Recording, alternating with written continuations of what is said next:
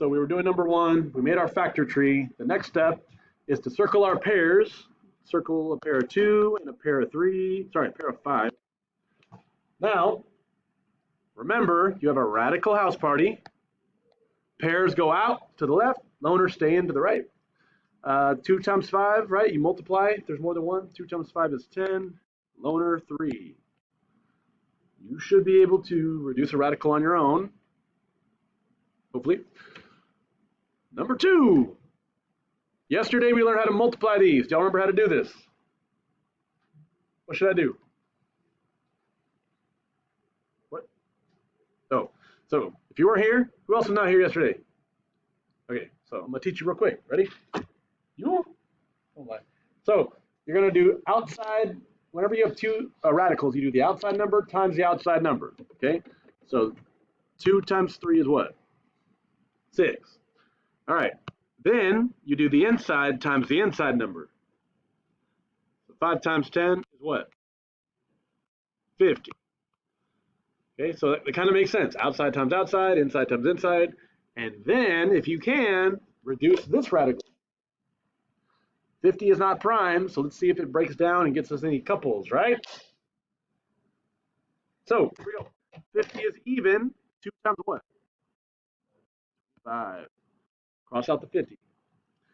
25 is not even, so let's try 3. 3 doesn't work. 5. 5 does work. 5 times 5. Do I have any pairs here? Pair of 5. 1 says goodbye. Now, remember, this 5 is going out, but look, this 6 is already out. So I like to circle it. So 6 and 5 multiply to make 30, and the loner 2 is left over. Okay.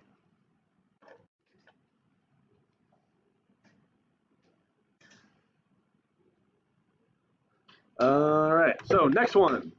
Here's another thing we've learned yesterday. So if you weren't here yesterday, pay attention.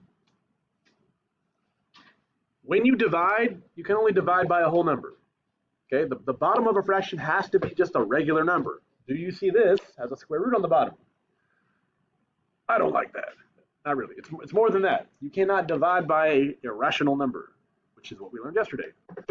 So how do I get rid of a radical? How do I get rid of a square root sign? Those of you who are here, what do I do to get rid of that square root on the bottom?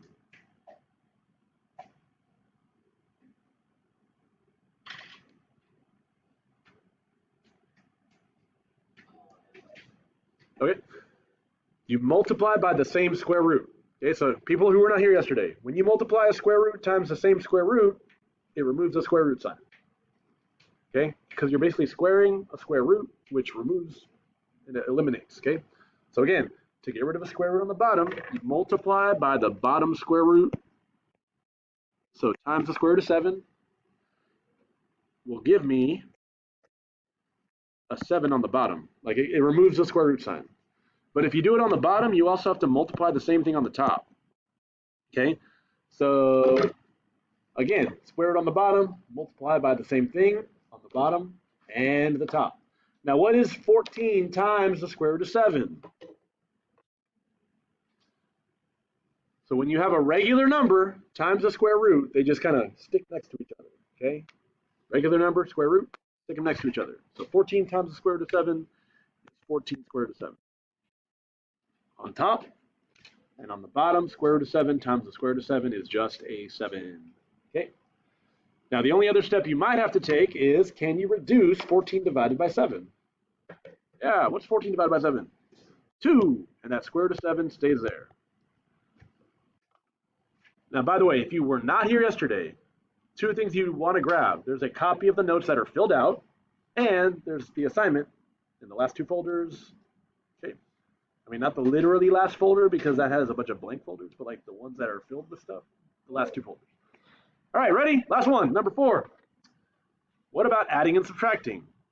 So when you add and subtract, my new folks, or this is new to you, you only can add and subtract like terms.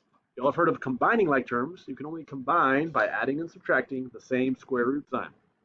So do you see how this one's a square root of 11, square root of 11, and here's here's a square root of 11.